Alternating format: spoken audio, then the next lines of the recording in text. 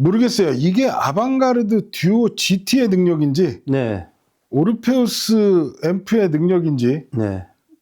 둘이 만나서 시너지를 만든 건지 예. 모를 정도로 예. 이런 공간감까지 느껴본 적이 없거든요. 이 예. 곡에서. 예. 배움과 잔향의 그라데이션이라고 그러잖아요. 예, 예. 음의 피오름이 정말 일품으로 이렇게 라이브한 느낌이었어?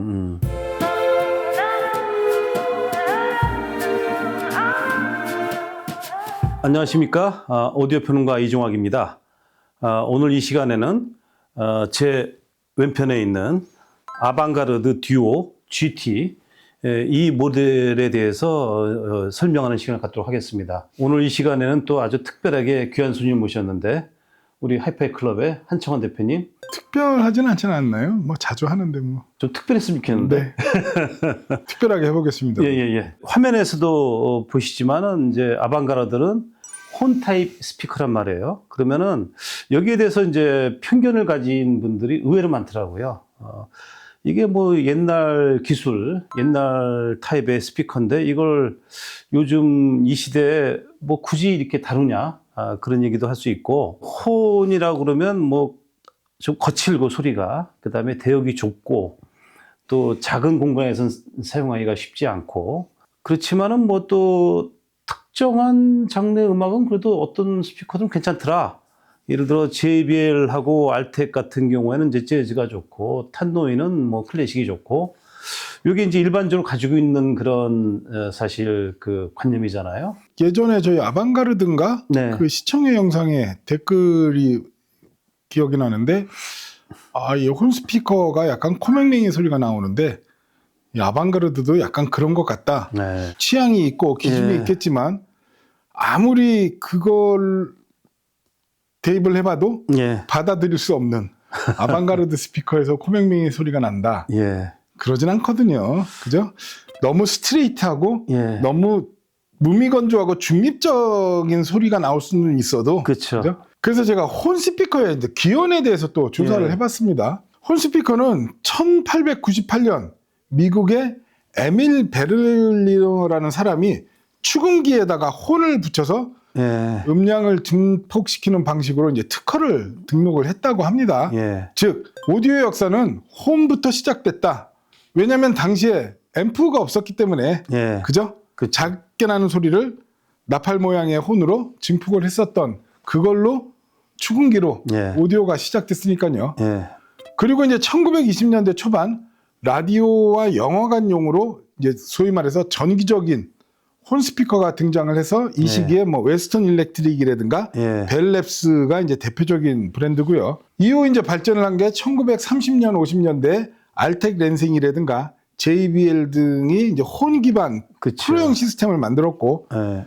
1950년대 이후 클립스라든가 탄노이 등 예. 가정용 하이파이의 혼 스피커를 보급을 했던 그렇죠. 그러니까 일반적으로 이종학 리뷰어님이 말씀하신 고역은 쏘고 저역은 느리고 예. 대역이 좁은 그거는 50년대 60년대 그죠? 그렇죠. 예. 극장용으로 만든 혼 스피커를 5평 6평 되는 방 안에서 들어오니까 당연히 고역은 쏘고 저역은 느리고 대역이 좁게 그쵸. 빅마우스로 소리가 나는 게 예. 혼 스피커구나 예. 이렇게 이제 오해를 할 수가 있는 거죠. 사실 이거는 이제 거의 고착화된 개념이라고 보시면 돼요. 그렇죠. 예. 스피커 역사를 좀 공부해 보면 이제 1970년대 특히 덴마크에서 이제 새로운 개념의 새로운 소재를 사용한 그런 드라이버들이 나오면서 굳이 그렇게 뭐 혼을 쓰지 않더라도 얼마든지 오히려 그보다 더 고성능의 그런 이제 해상도와 정확성을 가진 그런 드라이버들이 나오면서 사실 혼의 시대는 이제 저물었다. 그렇죠. 그렇게 이제 판단을 했죠. 작은 소리로 들어오는 신호를 증폭하기 위해서 이제 이런 혼을 사용하다 보니까 이제 그랬었는데 말씀하신 것처럼 이제 덴마크에서 다양한 뭐 돔 트위터도 나오고 그렇죠. 드라이버들이 나오면서 앰프의 힘도 좋아지면서 예. 전응률 드라이버더라도 앰프가 힘이 좋으면 충분히 구동시키면서 그렇게 해서 어떤 이제 그 기술과 트렌드가 약간 바뀌었다 이렇게 얘기할 수 있겠죠. 그렇죠. 그러면서 이제 우리가 얘기하는 이제 음장이라든가 아니면 하이스피드 그런 개념들이 사실 신세대 스피커 나오면서 그런 면에서 이제 하이엔드가 그렇게 해서 시작이 된 거죠. 그렇죠. 그런 와중에 한 개인의 집념에 의해서 사실 혼 스피커가 다시 부활하게 되는 그런 극적인 변화를 맞이하거든요. 홀거 프롬이라는 사람이 이제 독일 사람인데 이 사람이 1983년부터 이제 혼 스피커의 장점을 인식하고 1985년부터 직접 만들어 보기 시작하는데 이때 함께 했던 엔지니어가 바로 이제 마티아스 루프. 이분은 이제 지금도 아방가르드에서 이제 활동하고 계시죠. 그러니까 이제 핵심 컨셉은 이제 홀거한테 나오고 이분은 엔지니어는 아니니까 그래서 엔지니어인 이제 마티아스 루프를 이제 고용해서 함께 이제 시작을 했는데 그 두 분이 정말 이제 그 죽이 잘 맞아가지고 오랫동안 아방가르드에 있으면서 이제 회사를 키웠죠. 네. 그래서 아방가르드 같은 경우는 이제 미넨 오디오쇼 가봐도 가장 좋은 부스에 그렇죠. 그죠? 입구 쪽에 굉장히 크게 해갖고 항상 거기서 이제 말씀하신 것처럼 음악도 그 시연을 하고 연주회도 하고 이제 그런 걸 여러 번 봤죠. 미네쇼 갔을 때 항상 그 아방가르드 듣는 재미로 갔다고 해도 좀 좋거든요. 저는 이제 혼 스피커를 좋아하니까. 맞습니다. 아방가르드 부스가 미넨 오디오쇼에서 제 개인적으로도 항상 탑3 안에 들어가는 그런 사운드를 내줬어요. 근데 뭐 룸어쿠스틱을 뭐 엄청 해놓은 것도 아니고 그렇죠. 그리고 배치도 막 넓은 면 쪽에 이제 그냥 전시 위주로 해놨는데도 굉장히 뛰어난 소리를 내주는. 그리고 뭐 마치 그 공연장에 온 듯한 그렇죠. 그런 소리는 참 오디오로 홈 오디오 듣기 힘들죠. 네. 이 회사가 이제 3세대로 이제 기술이 발전하면서 최근에 나온 게 듀오 SD하고 GT거든요. 이제 듀오 외에도 여러 가지 모델이 있는데 우리는 이제 듀오에 집중해야 되니까. 그래서 그 SD하고 GT의 차이는 뭐냐면 SD는 이제 싱글 드라이버라고 해가지고 그 10인치 우퍼가 이제 한 발이 들어가 있고, 그것을 이제 500와트의 그 파워 앰프로 이제 구동을 하는 이제 세미 액티브 방식이라고 하거든요. 그러니까 오로지 저역만 액티브하고, 그 다음에 중구역은 이제 세틀라이트라고 해서 별도 앰프를 이제 붙여야 되는 그런 방식으로 이제 만들었는데, SD는 이제 싱글 드라이버, 그 GT는 이제 그란드 트윈이라고 해서 10인치 우퍼 두 벌이 들어가고, 그 다음에 1000와트 정도의 이제 파워 앰프가 들어가죠. 그래서 여기 지금 보면 이게 우퍼부잖아요. 네. 직접 한번 보여드릴게요. 네. 근데 여기 그릴을 이렇게 떼면 네. 여기 이렇게 거대한 사이즈의 예. 거대한 사이즈 12인치짜리 우퍼가 두 발이 들어가 있죠. 개인적으로 저는 이렇게 뜯어놓으면 뭔가 이렇게 좀 뿌듯하고 굉장히 멋있지 않습니까? 예. 사실은 그 떼는 게 더 멋있어요. 사실. 그렇죠? 예. 예. 얘는 그래서 이렇게 12인치 우퍼 두 발에 1000와트짜리 파워 앰프가 내장된 액티브 타입이다. 이렇게 얘기할 수 있겠죠. 예. 근데 한 가지 재미있는 것은 이렇게 이제 전통적으로 아방가르드 스피커들은 이제 우퍼 쪽을 액티브화해서 오로지 세틀라이트만 구동할 수 있게 그런 방식을 취했기 때문에 일반 애호가 입장에서는 상대적으로 이제 앰프 가격이 덜 들었다. 이렇게 이제 보통 이제 알려져 있고요. 최근에는 이제 풀 액티브 방식도 제안하고 있습니다. 다시 말해서 이 세틀라이트 부분, 중구역 부분에 아이트론이라고 새로 개발한 앰프를 붙이는 방식. 세미 액티브를 샀다 하더라도 이게 모듈 방식이기 때문에 나중에 내가 풀 액티브로 듣고 싶다 그러면은 여기 단자가 있거든요. 그 단자에 아이트론 그것만 걸면은 바로 풀 액티브 방식으로 바로 이제 체인지할 수 있기 때문에 굳이 내 스피커를 팔고 그것을 다시 사는 그런 건 아니라는 거죠. 그렇죠. 그러니까 2세대까지만 하더라도 세미 액티브 방식밖에 없었어요. 그렇죠. 그리고 이제 아방가르드에서 인티 앰프하고 프리 파워 앰프가 나오기도 했고. 그렇죠. 근데 이제 3세대로 하면서 이제 풀 액티브 방식은 요 트위터하고 미드레인지까지 자체 앰프로 구동을 해서 이제 풀 액티브 방식을 쓰면 프리앰프 하나만 있으면 되는 이제 그런 그 스피커다 할 수 있겠죠. 그러면 이 대목에서 마이크 도우스라는 그 기타리스트가 연주한 그 원이라는 곡 한번 들어보도록 하겠습니다.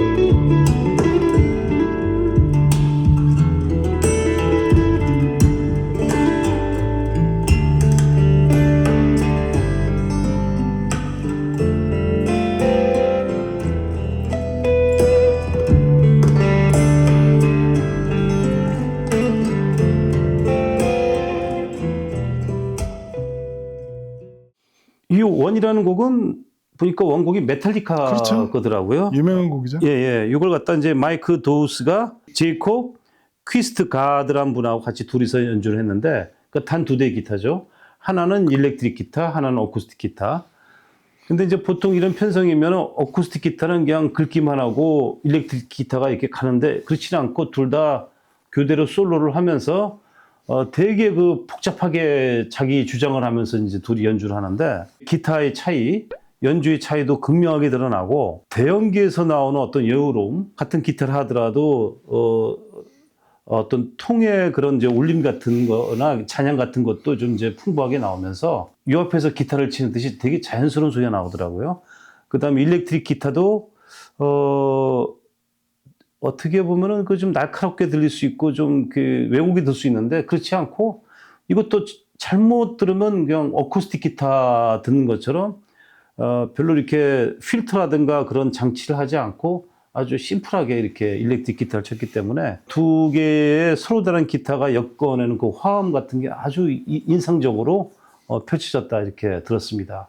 이 곡도 역시 또 제가 네. 요즘 애청하는 곡인데 네, 모르겠어요. 이게 아방가르드 듀오 GT의 능력인지 네, 오르페우스 앰프의 능력인지 네, 둘이 만나서 시너지를 만든 건지 예. 모를 정도로 예, 이런 공간감까지 느껴본 적이 없거든요. 이 예, 곡에서 예, 배움과 잔향의 그라데이션이라고 그러잖아요. 예, 예. 음의 피오름이 정말 일품으로 이렇게 라이브한 느낌이었어?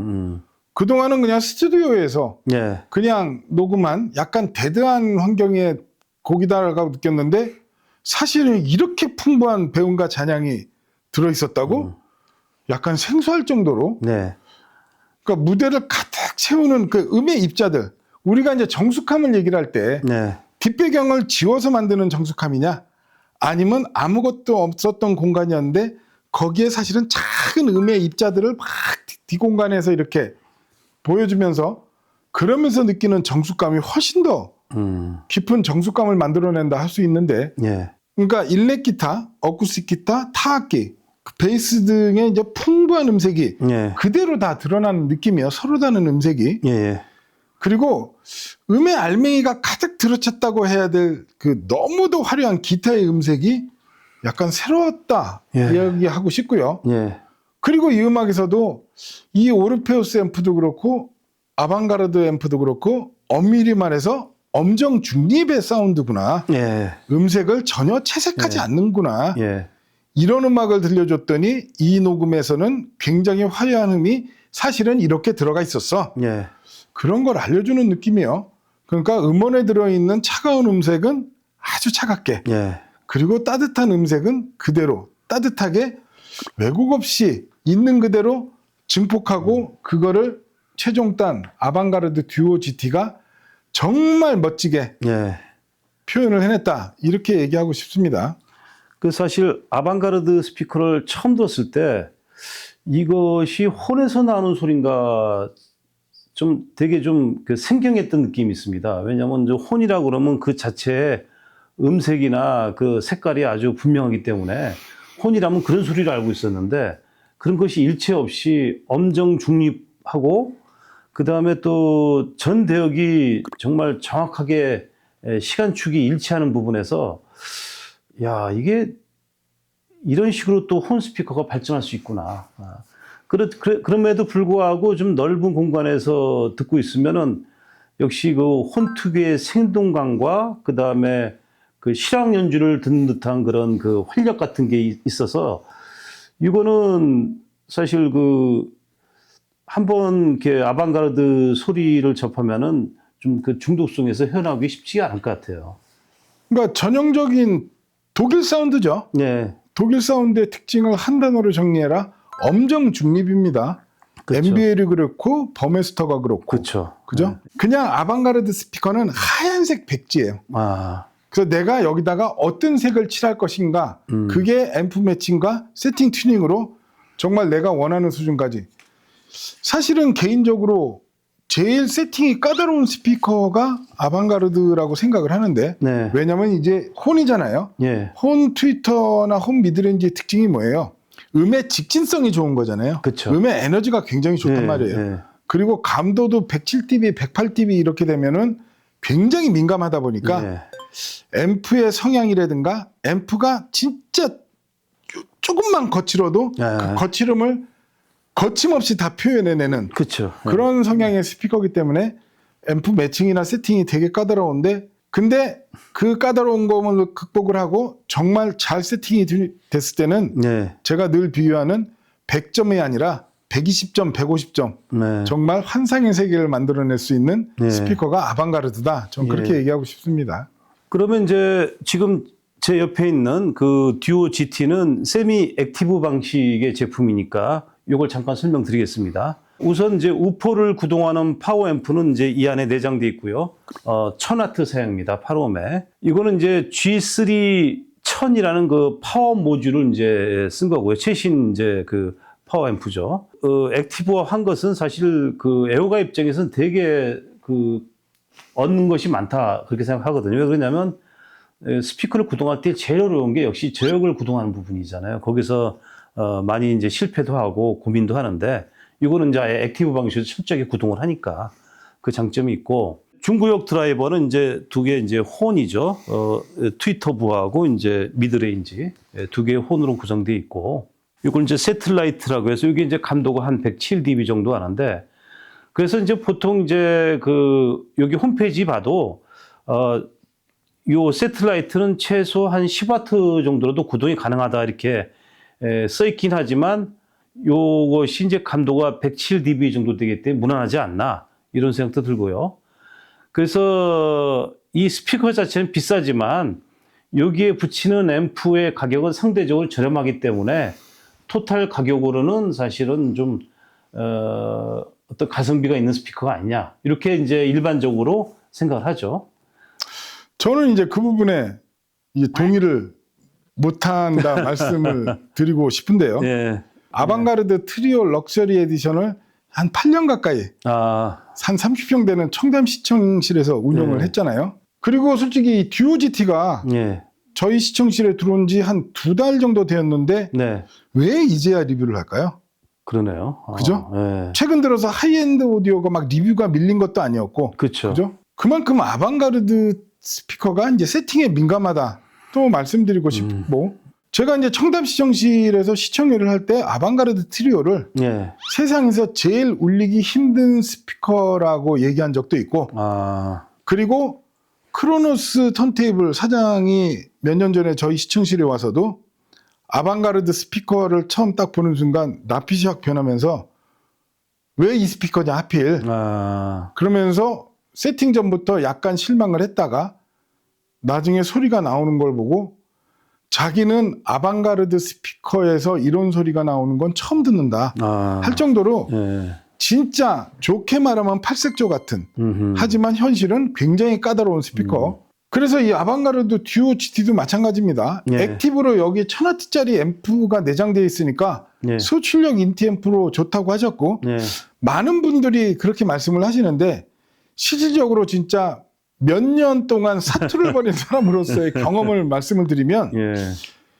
굉장히 좋은 앰프를 붙여줘야 됩니다. 아. 그러니까 그걸 좀 이론적으로 설명을 하면 결국에 세미 액티브 방식은 얘는 액티브고 얘는 패시브잖아요. 예, 예. 결국에는 미드홈과 트위터가 물리적으로 연동이 돼 있는 거잖아요. 네. 그러니까 외부 앰프의 구동력이 전체 저역 제동에 직접적인 연관을 줄 수 있다.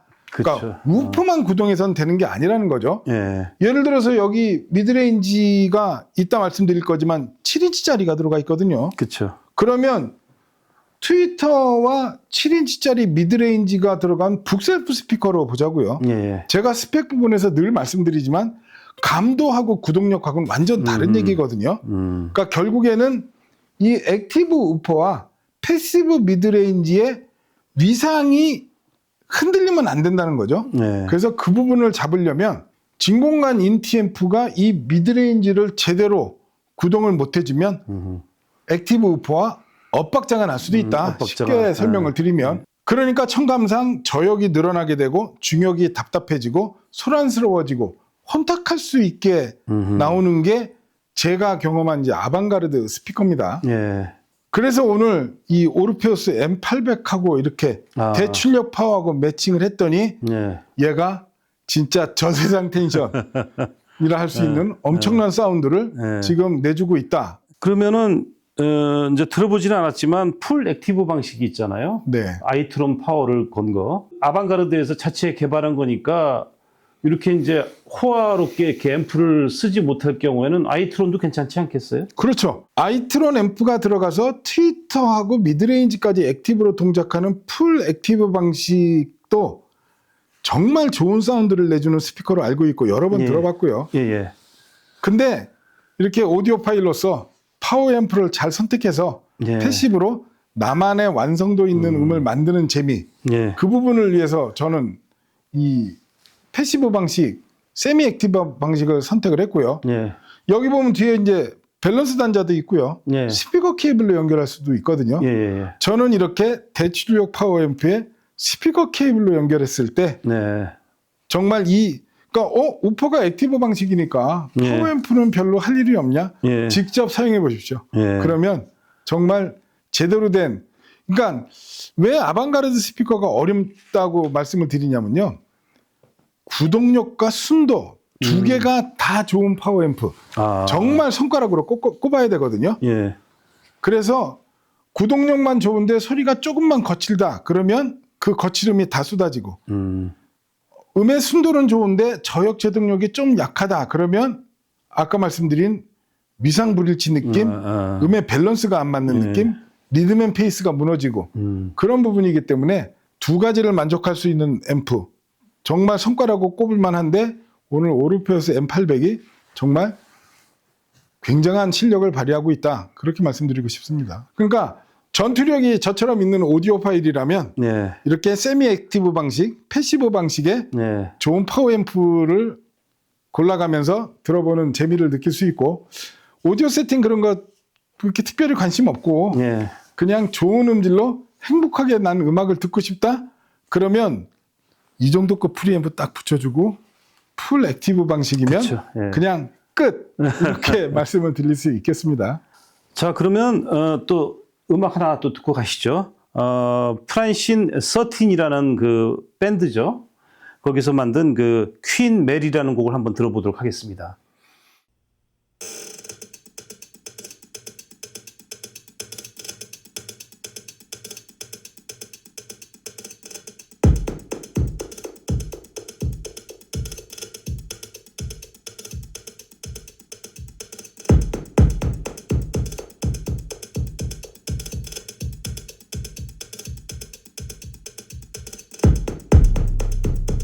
You live all your days according to his way. Oh, Mary, never show your true face, pretending high grade. Oh, Mary. What good is your crown with your heart on the ground? Oh, Mary. Oh, God save the Queen.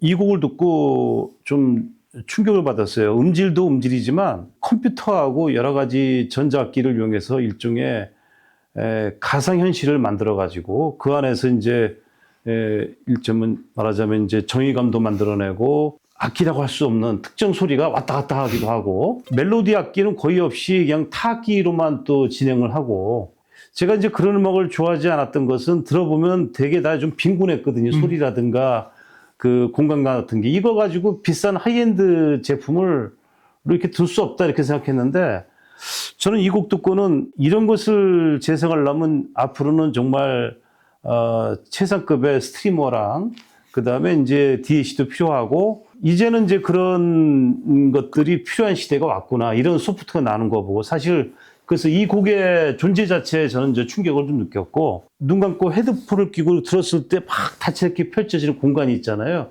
이게 이 스피커 리얼 세계에서 재현된다는 것에 상당히 놀랐습니다, 사실은. 여자 가수 목소리가 촉촉한 면이 있어요. 살아있는 듯하게. 이거 어떻게 가능하지? 이거 완전 디지털 녹음인데. 그래서 이 부분도 사실 신선하게 다가왔고, 아무튼 좀, 기회가 되면 이 곡은 또 좀 많이 들어보고 싶고, 사실 이거는 이제 제가 어떻게 정의를 했냐면, 이것은 그 건축가가, 음영 공간을 구축한 그런 노래다. 이렇게 좀 설명할 수 있을 것 같아요. 이 곡을 이제 다양한 장소에서 이렇게 들어봤거든요. 네. 오늘처럼 나오기 굉장히 힘든 노래입니다. 생각보다. 그쵸. 예. 디지털 녹음이냐 아날로그 녹음이냐, 예. 전자악기냐 어쿠스틱 악기냐, 예. 뭐가 좋냐. 뛰어난 레코딩 엔지니어가 예. 녹음 잘한 음악이 최고입니다. 그쵸. 그러니까 말씀하신 것처럼 예. 그 전자악기로 녹음되면서 가상의 공간감을 만들었는데, 예. 거의 지금 오늘 들은 거는 마치 3D 영화를 보는 것처럼, 예. 아니 4D 영화를 보는 것처럼, 그쵸. 롤러코스터를 탄 것처럼 막 이 그런 극적인 쾌감을 전달해 줬다고 말씀드릴 수 있는데요. 그러니까 이 곡이 제대로 재생되면 어떤 음악 세계를 보여주는지 그거를 들려줬다, 이렇게 얘기할 수 있습니다. 예. 그러니까 구체적으로 말씀드리면 초반부에 이제 좌우로 움직이는 하이햇 소리, 이것도 예. 가상 악기인 것 같아요. 미디 같아요. 그쵸. 예. 하지만 이 하이햇 소리가 좌우로 예. 막 움직이면서 만들어진 그런 공간감, 그리고 저역이 이제 중반부에 툭툭 낮게 깔린단 말이에요. 그래서 와, 초저역 에너지 대단하네 했는데, 조금 있다가 더 깊고 더 엄청난 초저역 에너지가 쿵 하고 떨어지는 그 부분도 새롭게 알게 됐고요. 예. 한 단계 더 낮은 저역대가 있었네? 예. 그런 부분들이요. 그러니까 결국에는 이렇게 다양한 효과음과 녹음 기교를 보여주는 곡인데, 거기서 엄청난 입체감이 구현이 됐고, 그래서 이 음악이 이렇게 재밌는 음악이었어? 네. 그 부분도 또 새롭게 알게 됐고요. 그러니까 결국에는 홈 트위터와 홈 미드레인지, 그리고 액티브 우퍼가 만들어내는 압도적 스케일이라 그래야겠죠. 그야말로 그냥 스트레스 프리의 음들이 강력하게 쏟아져 나오는데, 이 부분도 역시 이 앰프의 넓은 다이나믹 레인지, 헤드룸과 그리고 혼으로 증폭되는 음들의 어떤 극적인 효과, 그런 것들이 이어져서 이 진가가 나왔다, 그렇게 말씀드리고 싶습니다. 그것도 중간중간에 물소리가 나오죠. 그쵸. 어떤 조그만 개울물 소리도 나오고 폭포수 같은 물소리도 나오고. 그죠? 보글보글 소리도 예. 나고, 근데 그게 또 음악적으로 들려요? 그리고 막 이제 채찍 소리 같은 소리가 칙칙 예. 지나가는데, 그게 막 사선으로 막 들어왔다 나왔다 그 하면서, 공간을 갖다가 막 이거 지금 물결 치는데. 멀티 채널이야 이 스피커? 예, 예. 약간 그 느낌이 들 정도의 진짜 깜짝 압도적 놀랐어요. 공감감을 만들어냈습니다. 그러니까 혼 스피커지만은 음장 표현에 있어서도 발군이구나. 그렇죠. 네, 그걸 느꼈어요. 네. 네. 그러면 이제 이상으로 이제 그 전체적인 우리 그 듀오 GT의 전체적인 이제 개요를 우리가 이제 살펴봤고요. 이래서 1부를 마치도록 하겠습니다. 2부에서는 이제 보다 자세한 이야기들, 드라이버라든가 자세한 스펙 얘기를 하도록 하겠습니다. 이상으로 1부를 마치겠습니다.